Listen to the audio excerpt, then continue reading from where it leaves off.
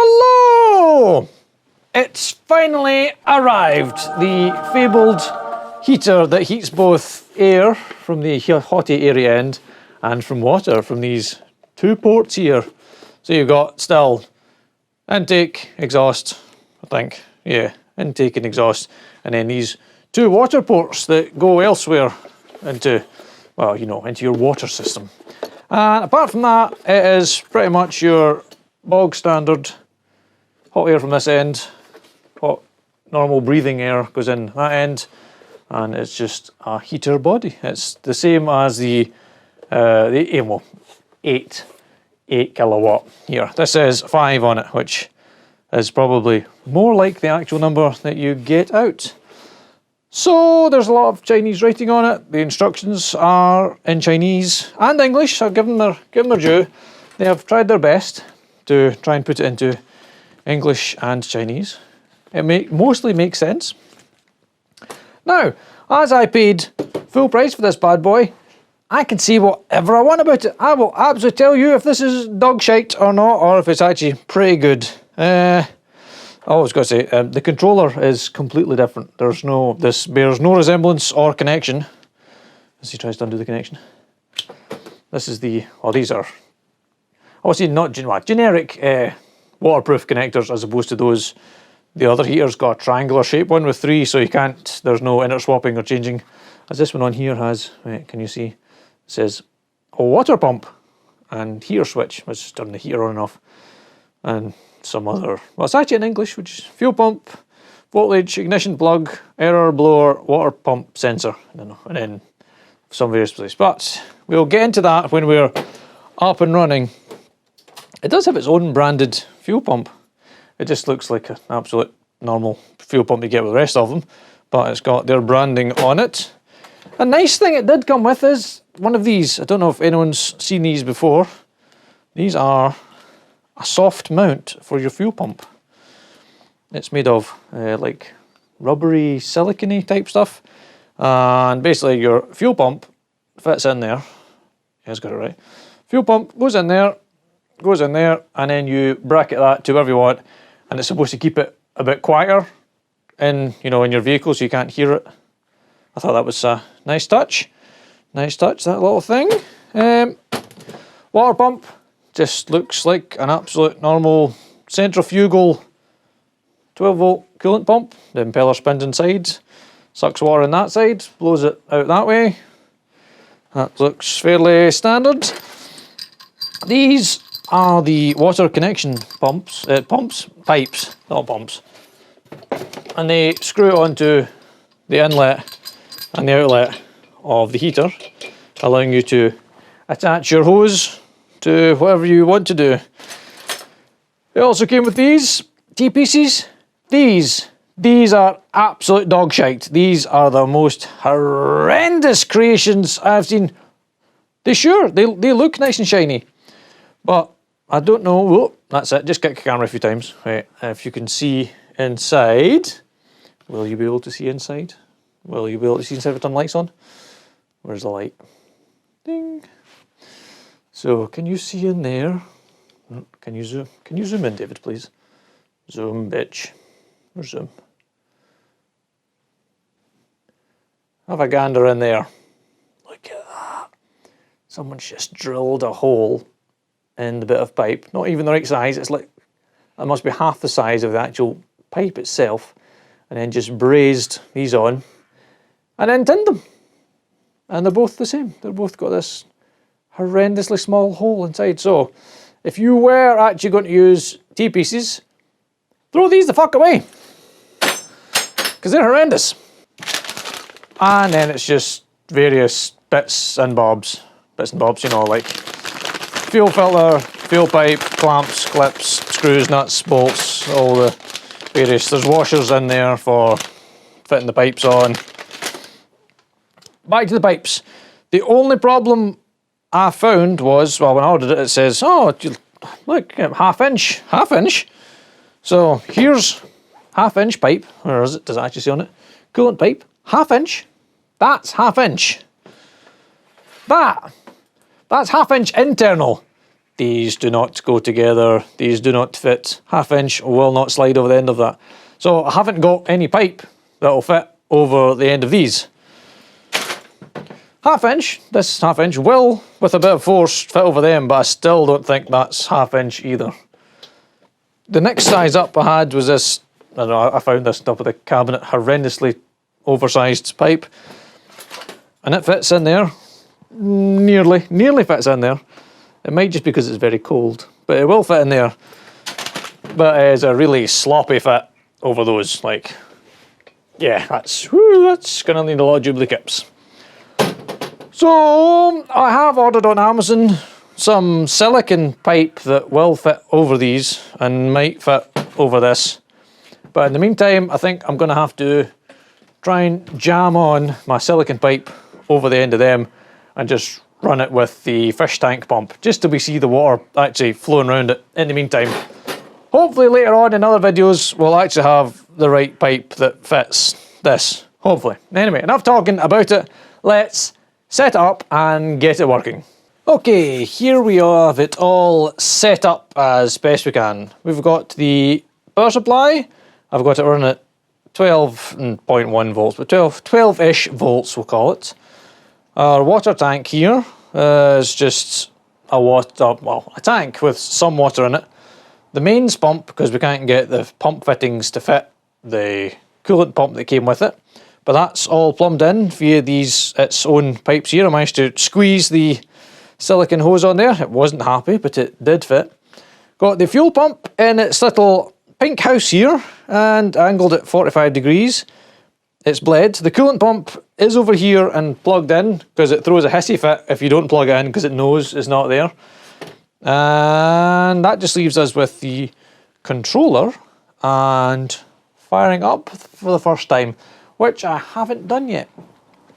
One thing you will find that isn't in the instruction manual, it's way over there, is how to prime it for the first time. So what you do is, well, you can either do it as soon as you turn it on, press the water pump button 5 times and it'll do it. But you'll notice that the screen's dimmed at the moment. So if you press it once to make the screen come back to full brightness and then press it 1, 2, 3, 4, 5. And wait a moment. You better hear the pump pumping in the background and that priming. And you just press it once again to turn it off. So I think it's time to turn it on. We've got fuel, we've got water, the exhaust's still down the back and I've pointed the silencer over there so it's not just quite as loud hopefully. But we're going to turn it on for the first time and I'll either let this run, it's depending on how long it takes to heat up, so, or I'll just cut to actually running because in the other video, no, the wrong heater they sent the first time, it's got a really nice start up, surprisingly. It starts up really fast. It primes a little bit, turns the glow plug on, primes a little bit, thunders up speed and fires fuel in and starts. It's like a 30-second start up. But we'll see if this does the same. So I've lit it up and what, I press and hold. Press and hold. And it's doing things. Got a spinny thing here. Got something written in Chinese there. Oh, and if you press and hold... Right, let me turn this light off.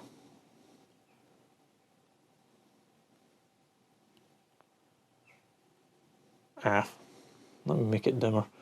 It scrolls through temperature. What does that one say? Voltage, 10 volts, so it says. Water pump temperature sensor, 6 degrees.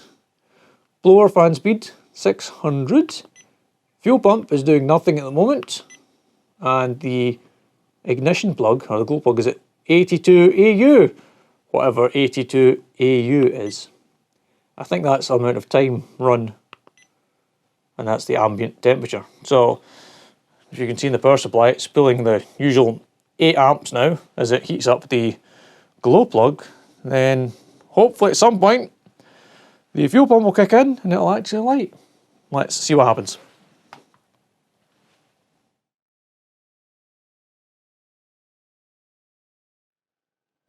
Oh. Ah, it's got a similar light as the other one. You hear it do a fast pump there to get it started. I've just noticed there's a power wire sitting next to the exhaust. That's not good. Let me just move out of the way a little bit. Yeah, what happens if we go through these things again? Voltage, 10 volts, temperature sensor, or water pump sensor, 11 degrees. And there's the fan speeds sped up. And the water pump is now doing 1.4H, 1.5H. Oh. 2.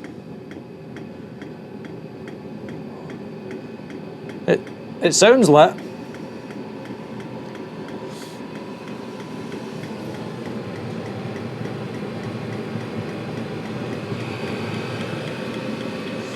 Okay, it's doing it in the background. Let's see what. 10 volts. Water temperature up to 30 degrees. It says water pump temperature, but I think that might be the housing temperature inside. Fan speed to 3,400 RPM. Pumps up to 3.6. It sounds lit. We're just waiting for the glow plug to go out now, and then it should tick over to. Sorry, I should tick over to running. Oh.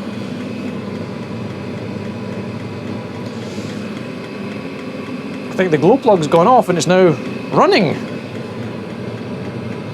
Well, it's putting out warm air. The fuel pump's running.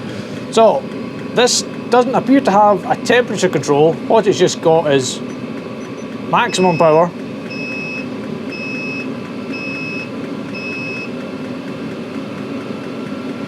And also you can turn it the other way down to minimal power.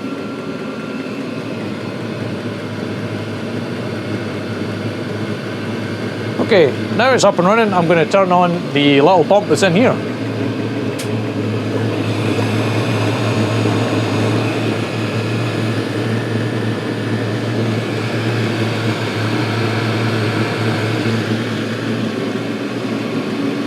Okay, it's on. So what we should do is now, let me see if it's actually turned the glow plug off. Yes, the glow plug is off. It says it's drawing 5 amps. 5 amps? That's a lot. 5 amps.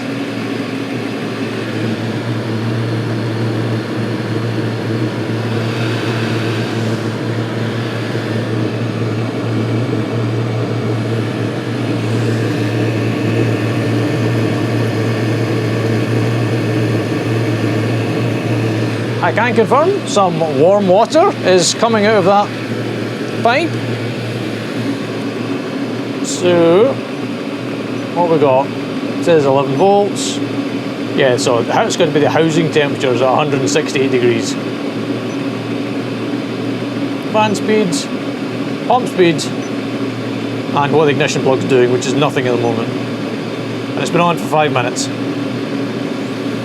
Right, I'm going to turn this down to its lowest.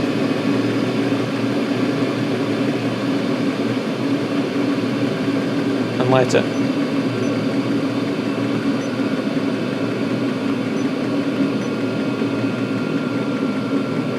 We'll let it run for a little bit and see if the current disappears. Because 2 amps, that's a lot of current.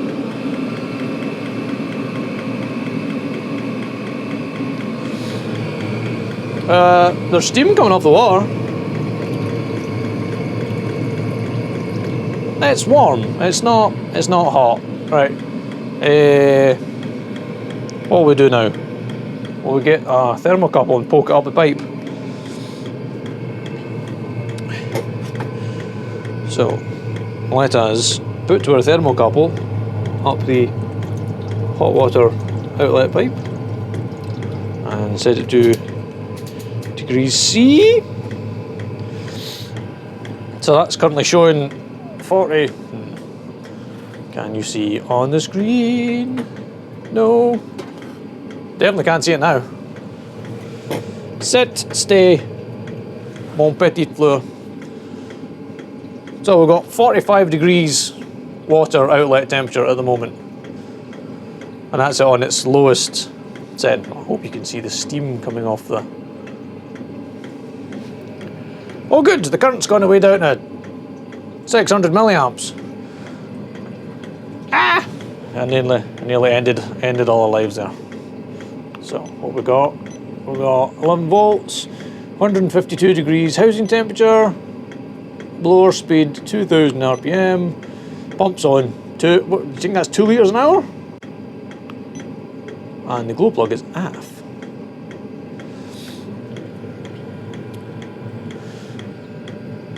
Okay, so firstly and most importantly, it's totally working. We got hot air out here. We got hot water out the hot watery pipe. That's heating up, as we can see there. It's doing it. Yes, it was expensive, but this has got to be one of the first. I don't mean I've got one of the first. I mean, this is the first examples. I mean, I imported this from China, not from any UK supplier as yet. So, as somebody else pointed out in the comments, if you were to just wait a few months, you'll probably find these will start to appear on eBay and Amazon and be, well, the price will come down and come down and come down as more people buy them and more people start making them. But at the moment, this was 300 odd. I'll put it on the screen for you. It was $300 and something, and then plus an import tax, which was only £20. It was the shipping that was the real killer. That was the, oh, that's including shipping. Sorry, $300 odd something, including shipping, and £20 import tax. I'll put on the screen what it actually was in price, and yeah. So it is totally heating up this pot of water right now.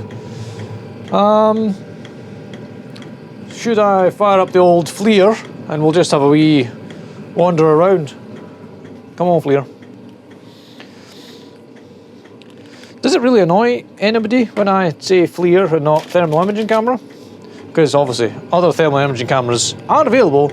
This just happens to be a FLIR. And I'd really like to get the new one that's actually USB-C, so I don't have to use adapters. But this one works at the moment. Let me just turn it on. Which way we go? This way. Yes, FLIR 1. Go! And we'll make a video. Oh, look at that. It's all lit up. Anyway, right, I'll record some of this. So first thing is we will point at the heater body itself. This isn't super accurate. This end will be fairly accurate because it's matte black. 7 degrees, which is about right for the workshop says it's 9 degrees. Let me wander over here to the outlet temperature, and that's hot. That's we got 70 odd degrees. I know this is a hot spot here. What is this? What is this hot spot? Is it hot? It doesn't feel particularly hot. But there's definitely a hot spot there. Okay, let's go under to the exhaust and the other pipes. So the end. Oh, this isn't going to work really well because they're shiny. The exhaust is still pretty hot, but that's not a true exhaust temperature because it's shiny metal. The pipes might be more accurate. So there's the return temperature. We got 37.5 degrees and an outlet temperature of 41 degrees. Again, this isn't an accurate temperature reading because this is blue pipe, not matte black. And there's the hot water soup. Look at that. You see it swirling around in there. Wow, that's actually quite impressive. See, it looks like lava. I like that. But okay, right, totally doing the thing. That's a nice. Right, so for shits and giggles, let's thunder it right up to maximum power.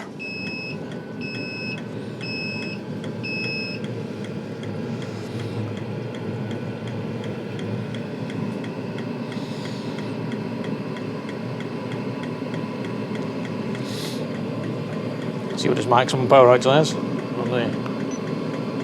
Voltage, temperature sensor, right. 3000 RPM, 4 litres, so it's coming up slowly. I think, was it 5 was its maximum?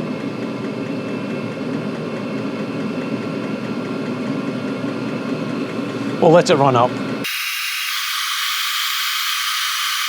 Right, let's have a wee peek through the system. 11 volts, 160 something temperature, so 4000 odd.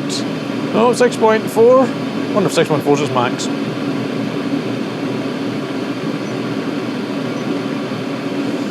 It's been running for 13 minutes. That's probably about right. But yeah, it really does pull like nearly 5 amps at maximum power. Still, as I say, it's blowing out nice hot air. The water temperature, you can see, is 70 degrees. Okay, well, for the first part of this video, it absolutely works. We got hot air, hot water, and this isn't the most horrendous controller in the world I've ever used. Granted, there's no temperature setting on it, just 5 levels of power, which actually doesn't really bother me because the other heaters, although you can set a temperature, all it's doing is speeding up and slowing down to get to the temperature. I'd rather just set a level and let it thunder away slow in the background. Right, we know what we're going to do now. We're going to shut her down and take her to bits.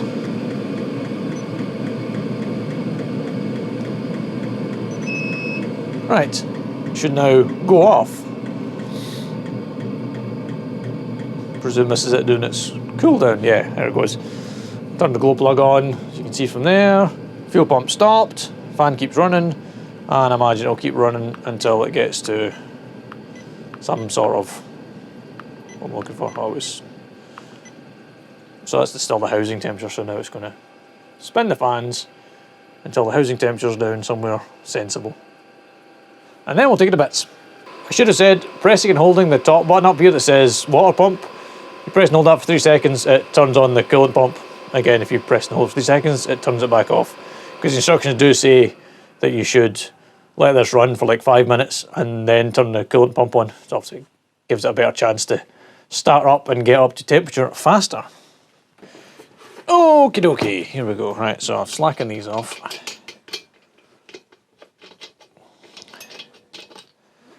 I'm not a plumber, but I think these might be like standard tap pipe connections. Someone could help me out with that and let me know how to measure it to find out if that's just like a standard plumbing fitting. Yeah, we'll just set that over there. His little friend. Sit there as well. It's only slightly dripping on my feet.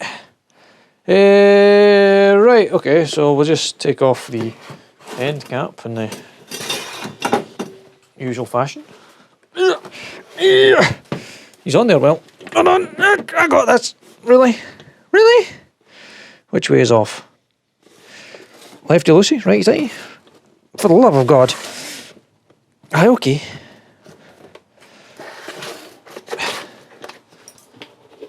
Please wait while I fight this a little bit. Christ almighty. Christ on a bike. I'll put this back on as well.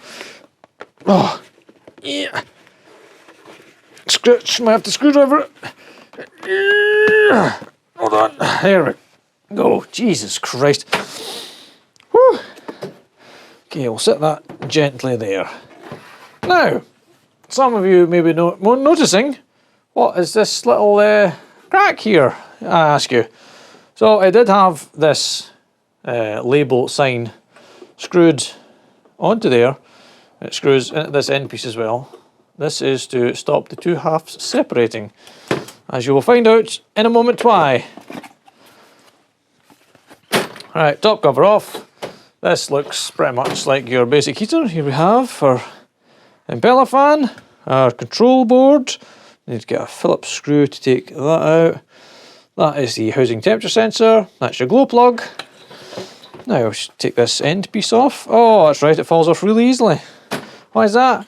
Because the casing split. Why is the casing split, David? Well, because... Oh, I've made a puddle now. Wait a minute. We need a rag. Where are my good rags? Should rags be good? Is there such a thing as a good rag? Can you have a good rag? Right, here, mop some of that up. Make life a little bit drier. A little bit. There, it's marginally better, right. Because, well, why is there a crack? Because you can't get the standard housing off round.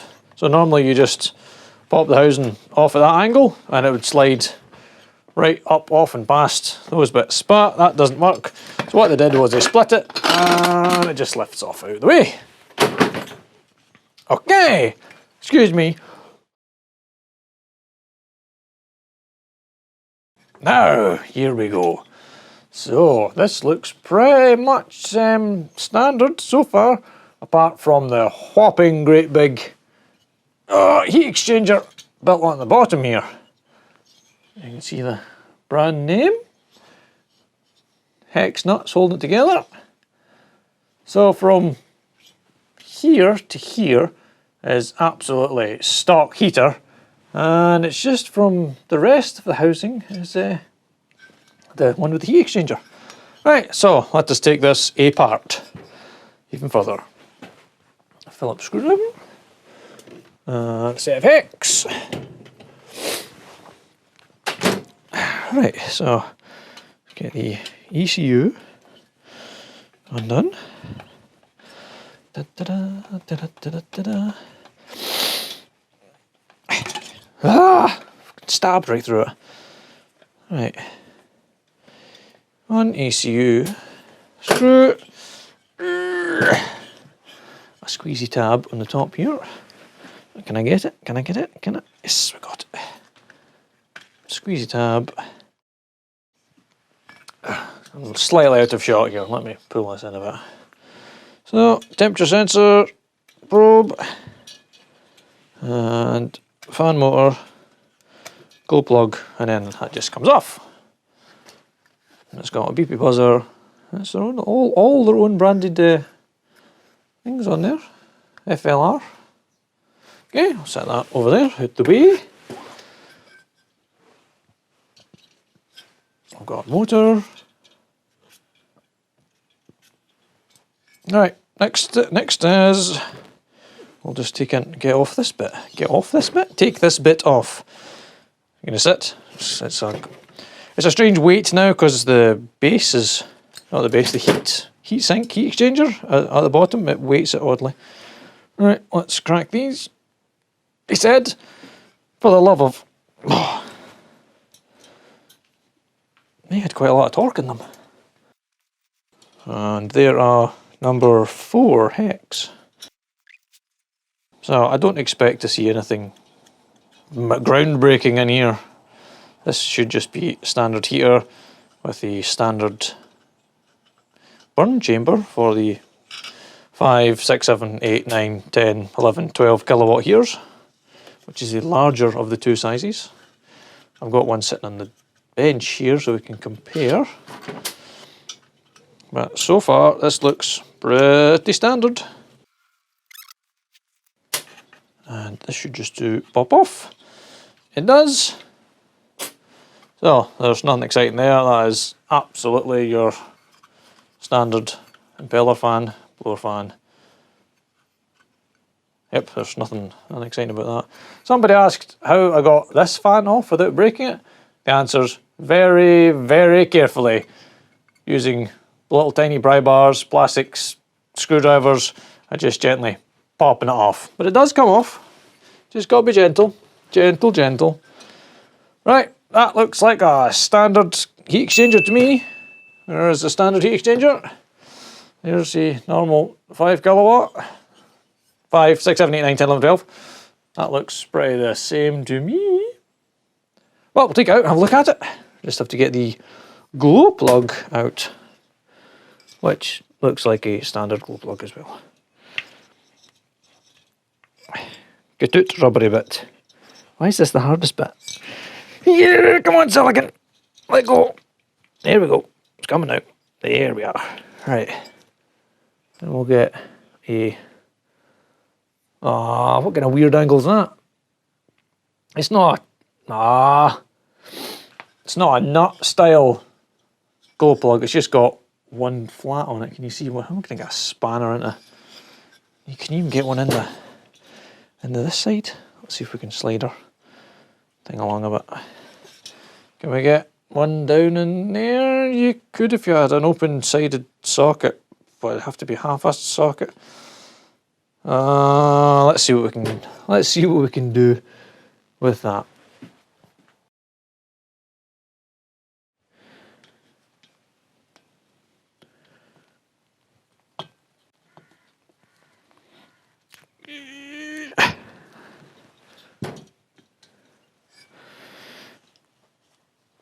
Hey, here we go. Where along those pliers? Sorted. Was I even in shot? Maybe a little bit. And I've kicked the camera again. Ideal. Someone also left a comment about, I don't know if they were asking if it was a spark plug or asking for a glow plug. It is absolutely 100% a glow plug. Don't fall over, it's ceramic, it'll break easily. Right, let's get the burn chamber out. Let's see how tight these are. Oh, they're pretty tight. Can I crack them? I could use the span that's in your hand, David. There's a good idea. Good lad. 1, 2, 3. Whew. You'll escape now. 4. Oh, it's still tight. 1, 2. Okay, yeah, the interesting bit's going to be the actual heat exchanger, but I want to see if the inside of this housing, the heater housing, is actually modified for, maybe it's got fins that go down the way into the heat exchanger. I don't know. But we'll find out in a moment once we get inside. 2. No, 3. God, who's counting? Anyway. Right. Let's get the heat burn chamber. That's the word I was looking for. Oh, let me move the gasket out of the way. And extracting burn chamber. Extracting rubbery bit. Come on, rubbery bit. Why is it the bit that won't move? Here it goes. Alright, let's just take this gasket right off. Or we could just split it right there. Don't MD. Don't watch. I'm about to cut a gasket. Don't look. But your burn paper, it'll go into your chamber and you'll gas everyone to death. Will it now? Will it? You think? Okay, absolutely stock standard burn chamber. Yep, absolutely normal burn chamber. Still nice and clean, that one. Well, this one's nice and clean as well, obviously, because it's still brand new. Okay, burn chamber. And the inside of the housing looks absolutely stock. Let me reactivate my light. Where is it? Ka-chook. On. Light on. Yep, that looks bone standard to me. Right, that's the exhaust hole. Is that exhaust hole smaller than normal? Maybe it's just an optical collusion. Okay, now for the exciting bit. Let's get this heat exchanger off. Or open, even. Right, so there, we're in shot. Mostly in shot. Good, good. Are they all the same size hex? Oh, they are. Right, let's pop these. Oh, it's tight. Hoo-hoo, it's tight. Oh, why am I doing that? I can literally reach with the... 2. I will do them in a star pattern, starish, just in case they're torqued in some sort of magical order. I see there's two outliers out here. Oh, don't do that, don't strip it. Get in nice and tight. Getting dripped on in my workshop. Oh, that one didn't feel nice. That didn't feel nice at all. Oh, that felt horrible. Those two aren't pretty. This might be the last thing this heater ever does. Ugh, it's making a horrible noise. Shame you can't hear it. Are these the same? No, these ones are alright. It's okay. Let us take all of them out, bar these two. Oh, Oh, they've got spring washers in them. Perhaps that is why it sounded horrible.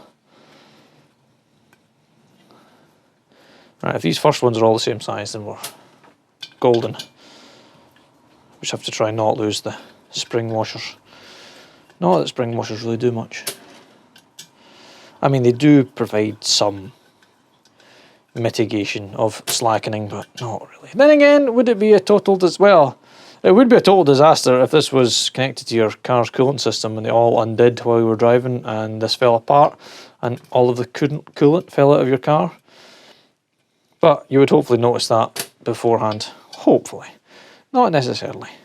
Depends if your car comes with a temperature gauge. Not all cars come with temperature gauges nowadays, which is very strange. You know, cars don't ask for much, you know, they just like a little bit of oil, maybe kept with some sort of coolant would be ideal.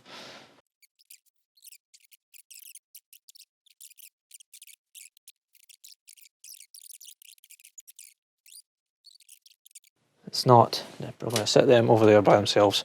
Perhaps run them through the buff and give them a bit of a clean. They've also brought their spring washer with them. Right, this one's away now as well.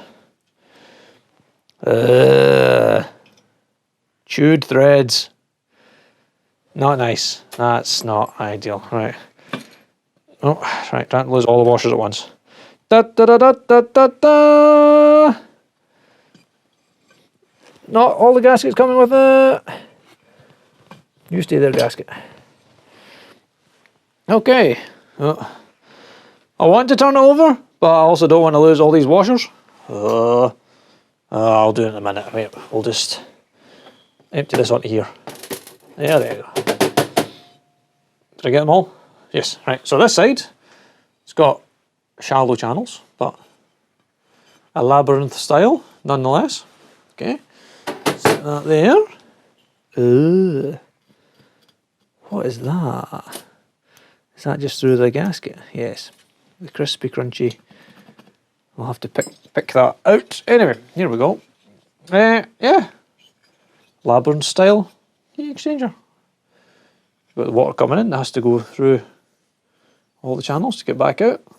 It's not a huge amount of heat sinking, but yeah. So this end burn chamber is completely different to the stock one. But it does mean that if somebody would sell you one of these, then all you have to do is cut 2 holes in your heater and you can add that on and you've now got a water heating heat exchanger and an air heater as well. That's a pretty thick, it looks like an aluminumized? It's an aluminumized gasket, yeah. Hopefully it'll seal up again once I might just run a little bit of a gasket around it just to make sure that it's going to seal once I've picked out this hole to make sure it's a hole again. But apart from that, it's all ready to go back together and do other videos. Which brings me to my next point. Please let me know in the comments if you have any questions or suggestions for videos that you would like to see this heater do. One of the ones I'm going to do soon is try it as a thermosiphon without any pumps, just to see if the water will actually flow around by itself. Well, funny enough, like a thermosiphon without any input from a pump. That's going to be one of the videos. But if you have any other suggestions for other videos or tests that you would like to see with this heater in particular, because I don't really want to put the other ones back together now and try them, because I'd like to just leave this set up and then keep making videos with this one. So, just to keep saying so, please leave a comment, any questions down below, and thanks for watching, guys.